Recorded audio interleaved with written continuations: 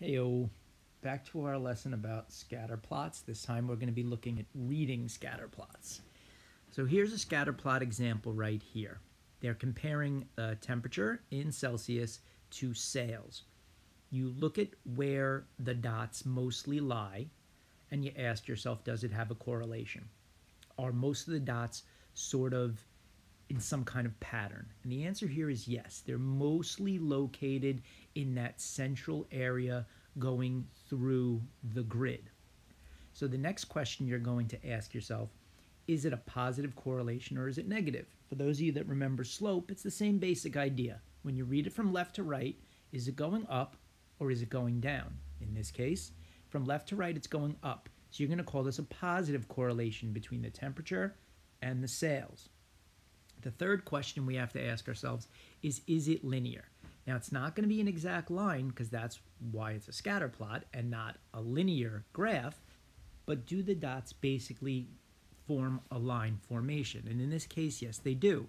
So I can draw a line showing where most of the dots are, trying to keep as many dots above the line as below. This is called a line of best fit, and we'll learn more about that tomorrow.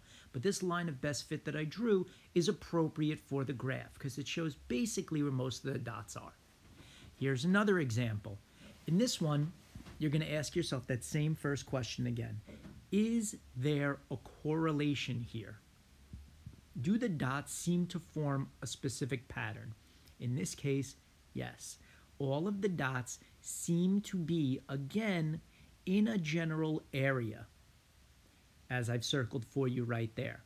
Now, the next thing you're going to ask yourself is it positive or is it negative? Just like slope, when you read the graph from left to right, is it going up or is it going down?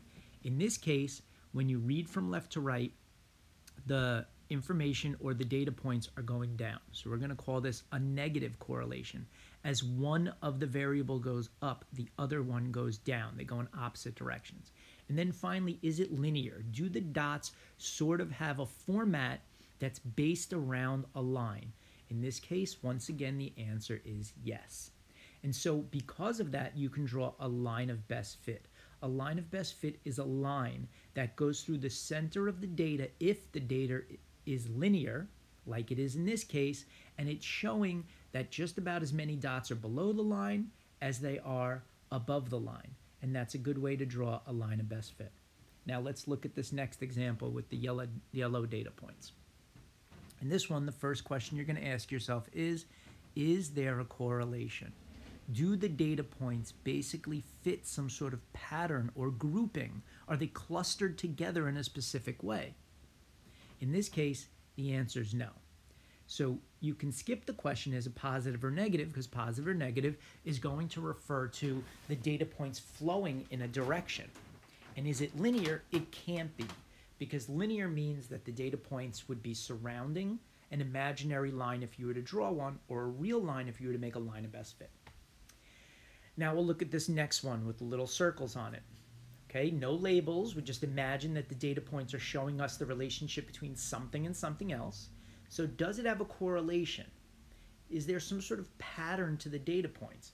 In this case, it appears that there is. It appears the data points are all kind of in a specific grouping in which they go from the bottom left to the top right. So the first thing, again, you'll ask yourself after if it's a correlation is it positive or is it negative? Now, when you read it from left to right, is the data basically going up or down? In this case, positive, because the data is going up from left to right. And then you could ask yourself the third question, is it linear?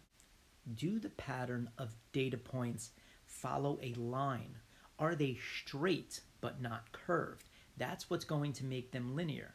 So looking at this, you can only draw a line of best fit if they are. This appears to be a curved pattern, something that you'll discuss more when you guys get to high school, but basically if you follow what this is, it's not straight. So now let's take a look at this next one right here with these data points. It seems to be comparing distance and time. First thing you're going to ask yourself, is there a correlation? Are they scattered everywhere like you dropped M&Ms on a floor and they're just anywhere? Or do they seem to be following a pattern? In this case, there definitely seems to be a pattern. as I've highlighted right there for you in blue. So then you're going to say to yourself, is that pattern going up or going down, otherwise known as, is it positive or is it negative? Well, you start at the left, as always, like reading, and you say, what's happening to the distance? The distance is going down as the time goes up. That means that they're going in opposite directions, which makes it a negative correlation. Distance going down and time going up. You can imagine what that might be, but for now we're just worried about what the data looks like. And then finally, could I draw a line of best fit that would basically cut through that data? Is it straight? And in this case, the answer is no, it's curved. It starts off sort of linear, but then when it gets to the data point about the distance is 5, the distance is 4, it flattens off. And because of that flattening off, we're not going to call that linear. Remember to leave comments here. You can always ask me questions on Google Classroom or Pupil Path.